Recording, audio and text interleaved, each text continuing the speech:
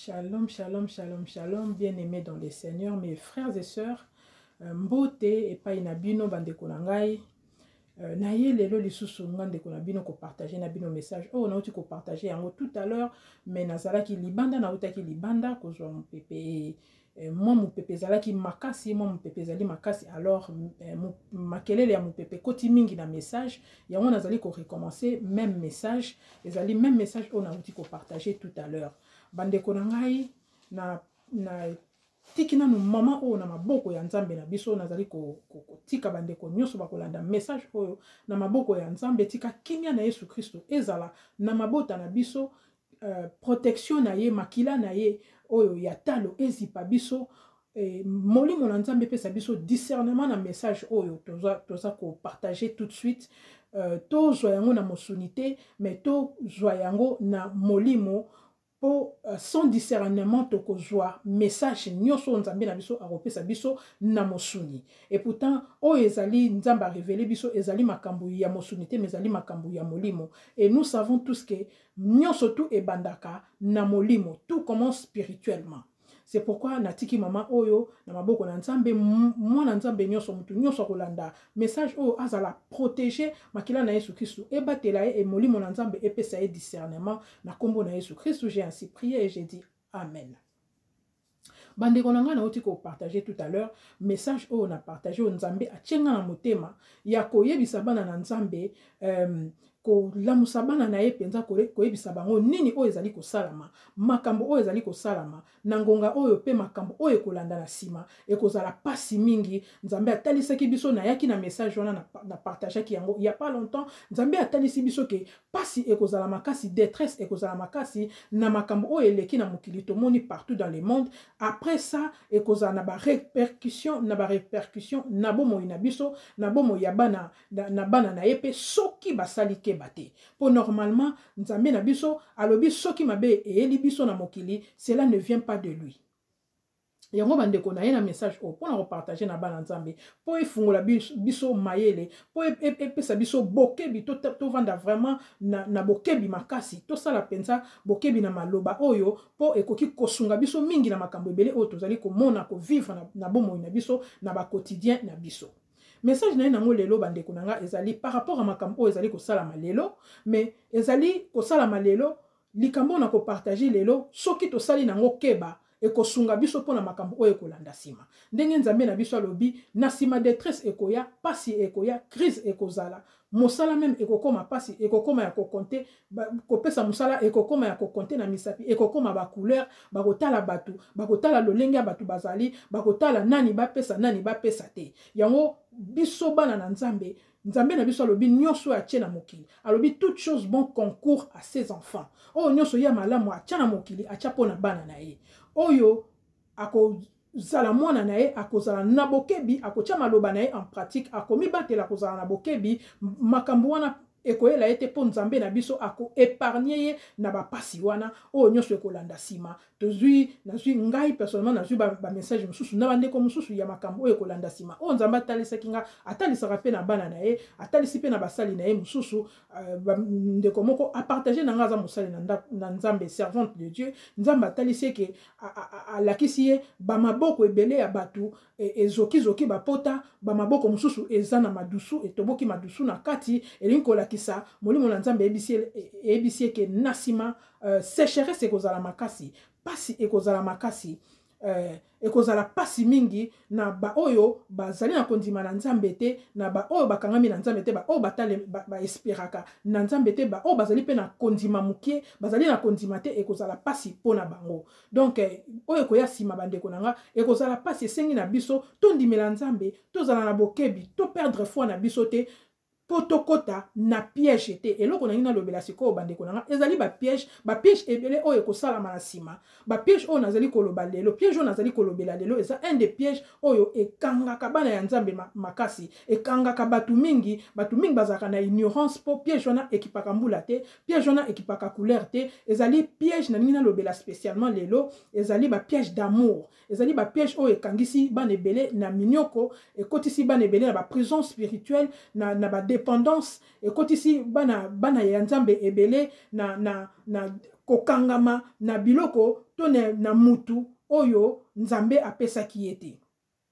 Pona nini na ye na message bandeko na nga po soki tosali keba na likambo oyo na nsima nango na makambo oyo ekoya ekosunga biso. Pona nini po tangu pasi ekoya makasi tangu makambo ekosakkumule batu mingi bakoperdre espoir, batu mingi bakozala lisusu na kondima ya batu ebele ekokita. Alors batu ebele bakozala séduit, batu ebele bakozala tenté, batu ebele bakomitika na batu mususu o bakoya ko séduire bango. Peut-être tokanisa ke séduction na ekouta musika to mabe na ekouta musika ndeko nangeza toujours eutaka musika te ekoki pe kozala pene na biso. Yango na bandeko nanga na bokebi nyonso na ekosenga ke tozala na bokebi to fungola miso pona makambo oyo koya tozala attentive na mungongo ya nzambe na biso po nzambe na biso alobaka pamba te apesaka pe maloba na ye na mosali na ye pamba te po lobi maloba na ye nyonso ebimaka ezongaka epai na ye avec un effet esalaka posa na ye.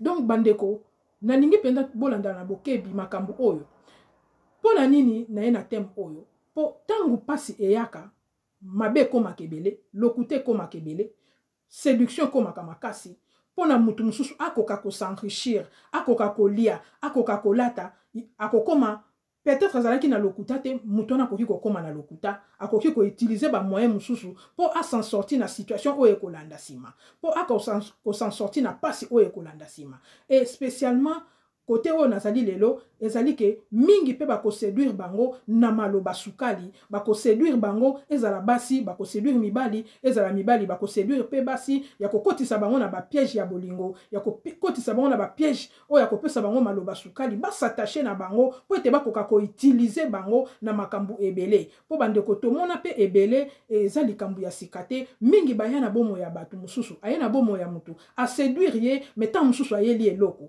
tant mususu ayeli matériel, tant mususu ayeli alandi nzoto, tant mususu alandi kitoko, azali peut-être na intérêt moko oyo ayeli epai na yo oyo soki ndeko fungoli nango misu te ezali biloko oyo bako utiliser mingi na mikolo oyo ekoya. Lokute kokoma makasi bandeko eloko na ngina loba lokute kokoma ebele, escroquerie kokoma ebele, séduction kokoma makasi. Tozo kende vers la fin toza komona ba signe ya suka. Yango bandeko na ye lelo na message oyo esunga biso to fungola miso to zala attentif, to sala attention na maloba nyonso tokoyokaka, na likambo nyonso tokomona, to zala na discernement, to analyser, to zala na sagesse, to zala mingi na mabondeli bandeko po nzambe apesa biso mayele na molimo na ye, po molimo na nzambe abakisaka mayele na sagesse, akosaka ba ekai na miso, afungolaka matoi, parce que la Bible nous dit ezali na ba o bazali na miso me ba monaka te, misusu bazali na matoi me ba yokaka te. Comment se fait-il oza na miso monaka te, oza na matoi monaka te, ezali manque ya discernement, ozali ko sosola te makambo ozali komona. Ndeko ozali na eloko moko epesaka yo pasi, ozali na mwasi moko apesaka yo pasi, ozali na mobali moko apesaka yo pasi. Incompréhension totale.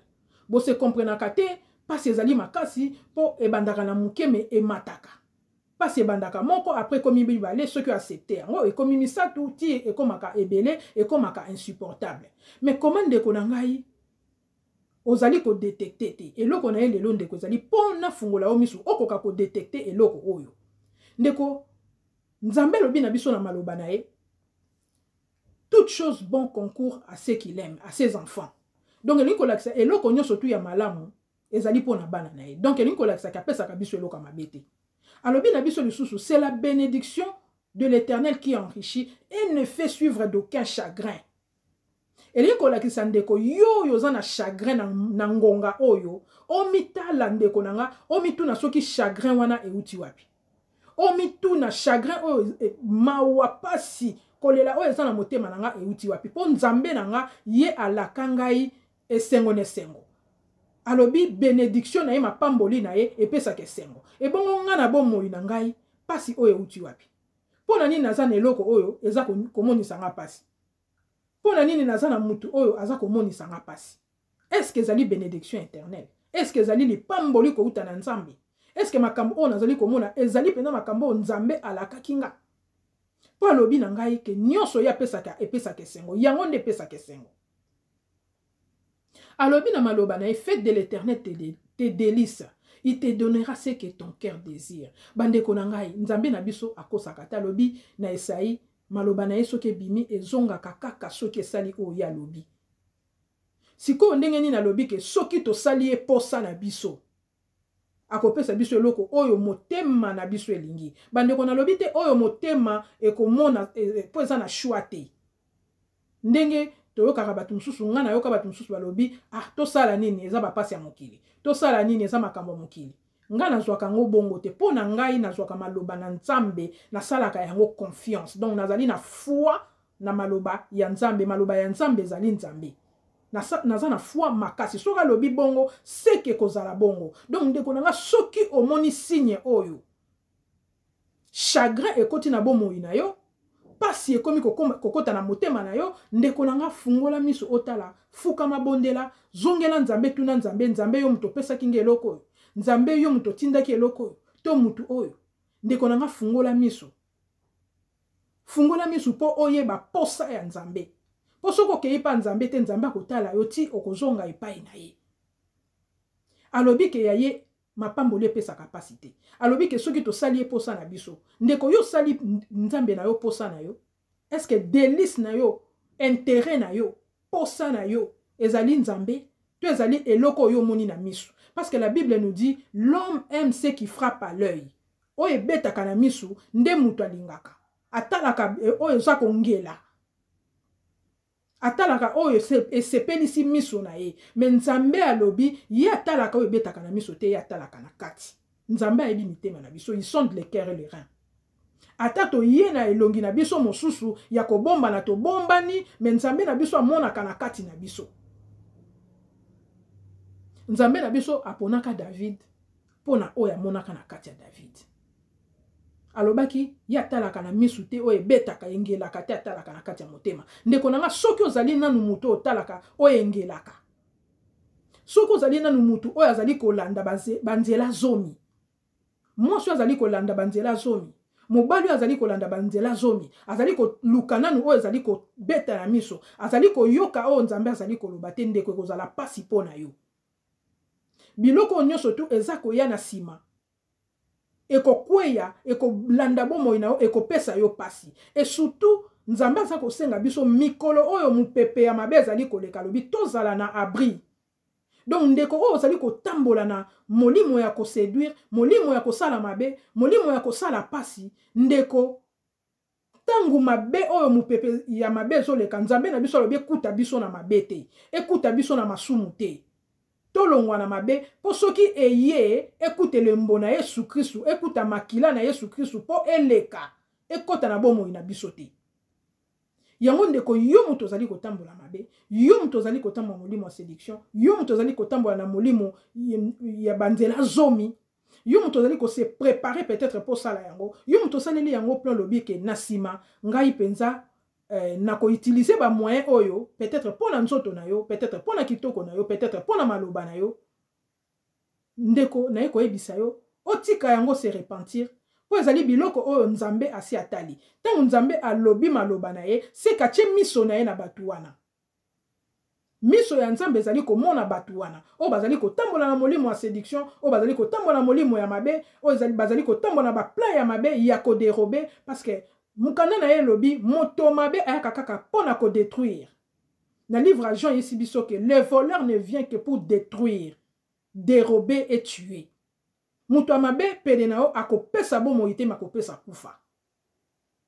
Yango bandeko nanga na yaki na eloko oyo pona koyebisa bandeko na zwi batem oyo mingi ya bandeko bazali kolela makambo ya bolingo, bazali kolela makambo ya ba couple, bazali kolela makambo ya ba conjoint, bazali même kolela makambo vraiment na bandako ya libala que maloba ezaki malamu liboso koyoka ezaki malamu liboso menasima pasi ekokota détresse ekokota na ndaku pasi ekoleka na yango na ekoyebisa bandeko na ngai ke makambo oyo bino bomonaki na sime kokoma makasi po ndeko okoki kolongwa na maboko ya mobali moko to na maboko ya mwasi moko amonisaki yo pasi après okei na mususu en espérant que kuna okoki kozwa kimia, en espérant que kuno koki kozwa esengo, mendeko nanga okoma kuna okutani lisusu na pasi ya makasi koleka oza yaki nango liboso.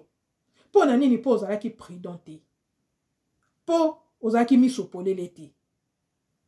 Nzambe ebisi biso ke akotindela biso le consolateur, le Saint-Esprit qui nous enseignera toutes choses. Mwana na Nzambe fozala éveillé, okoka ko discerner biloko ozomona na miso, okoka ko tala ke eloko oyo Nzambe mutatindeli te. Eloko ebandi ko monisa nga pasi, seke uti na Nzambe te. Bandeko na yokaki bato mosusu koloba te makambo ya Nzambe ezalaka pasi. Makambo ya Nzambe fo bundela yango. Makambo ya Nzambe fo omonela yango pasi des fois makambo ya kitoko ezalaka bongo fo omonela yango pasi. Bandeko na nga, moi je vous dis que non. Pour eza contraire à maloba Nzambe, tout simplement. Nga na lobi na monsunité, mais na lobi c'est que la parole de Dieu nous dit. Nzambe ebisi biso que c'est sa bénédiction qui enrichit et ne fait suivre d'aucun chagrin. Donc elle landisaka pasité. Et bon je go pasi oyo yo zo ko lela ndeko euti wapi.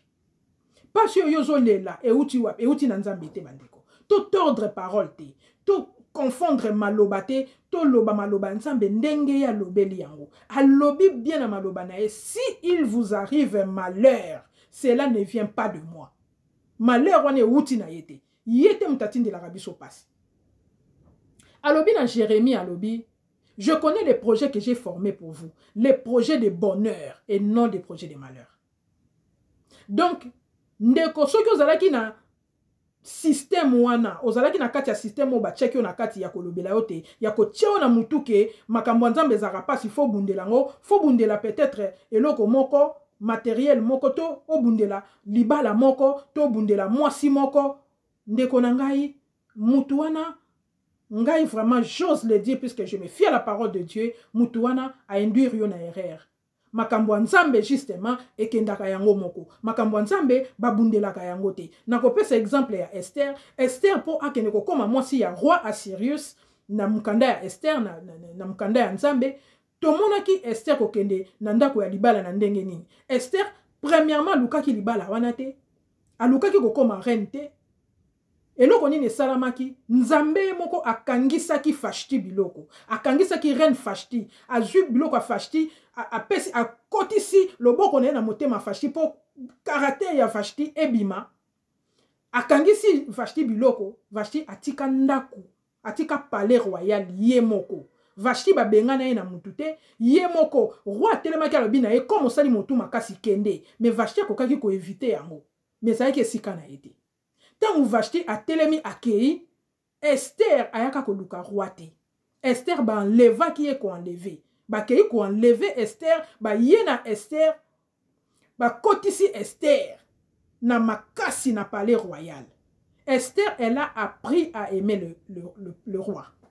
Elle a appris. Et ça te kalinga ki roi, azaki na bolingwa roi, amona ki roi séduire ye, toi séduire te. Ayeba ki roi te azaki ne pe na posa na ngote. Ça ce sont les choses de Dieu. Makambo Nzambe kendaka malembe. Asenga ki te Esther. Aluka ki yango ta sayi ba manigance te, atamboli banzela zomi akosi kosi azui koto ba asaki yango te bandeko na ngai. Asalaki ba magui te po azwa motema ya roi. Akoma reine na kati ya ndako ya palais royal. Nzambe mutamatisa ki esika wana. Pona nini Nzambe moko ayebaki Esther? Azalaki na mission na ye, to azalaki na mission na peuple na ye, Nzambe mutatambusaka makambo. Vashti fallait akende po Esther a accéder na palais royal. Ndenge moko na Ruth, to moni Ruth, akomaki mwasi ya Boaz, asalaki ba manigance te. Pa koma mwasi ya Boaz. Asalaki manigance ata moko te bandeko na nga.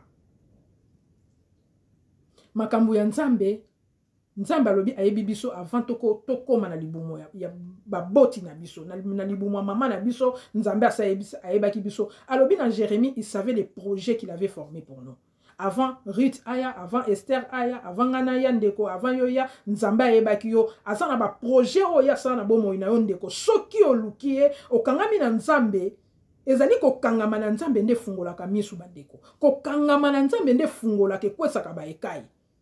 Ko kangama na Nzambe nde ekopesa yo bonheur ndeko nanga. Ko linga Nzambe ndeko soko lingi Nzambe ata basalela ki yo ba projet. Ata basalela ki yo ba projet ya malheur. Ata bakanela ki yo mabe. Ata balinga ki ba koti so ne sika moko boendeko ya mabe. Le Dieu d'Abraham. nzambo ya fidèle na liloba na ye akokangola yo na eloko wana akoépargne yo na mabe wana ata bakanelaki yo ndenge nini nzambe alobi bapiège nyonso batielaka bana na ye ye akotisaka banguna na bango na kati ya mabulu na bango mpo alobi na exode na livre exode ke akokomisa banguna na biso banguna na ye d'abord banguna na biso baza nanu banguna ya nzambe na biso banguna na biso baadversaire na biso alobi akomisi bango binemi na ye liboso nanu fo bakutana na nzambe mpo baya koatteindre biso yango bandeko na nga nasengi bino merci mingi tofungola miso na mabe oyo koya nsima baescroquerie ekokoma ebele bamanigance ebele bamayele ebele ya mabe bato bakose perdre biso bana nzambe tose perdre te toza na ntina nango te tozala simple tomipesa na nzambe aza nzambe ya bolingo aza nzambe ya mawa atikaka bana na ye te aza nzambe ya malamu aza nzambe azaka fidèle na maloba na ye oyo ya lobi yango esalamaka tokangama na ye tozala sincère mpe bandeko oyo bazali kotambola mabe kotambola na banzela zomi kotambola na moyibi na lokuta kosala baprojet ya mabe mopepe ya mabe ezali bandeko bose repentir botika mabe wana botika oyo nyonso bozali koprojete kosala po ete nzambe abatela biso na mopepe oyo ya mabe tozala na abri po oyo ekomi nzambe na biso alobi ezali suka te ezali kaka un des signes de fin de temps ezali kaka signe ya pamba ezali nanu la fin te vie ekokontinue ntango vie ekokontinue pasi ekokoma makasi alobaki na temps de la fin pasi ekokoma makasi yango tomoni ebandi bandeko na nga oyo ezali kokende malamu te po chute ezali chute crise ya kosakana te ekokoma makasi alo bandeko bana ya nzambe alobi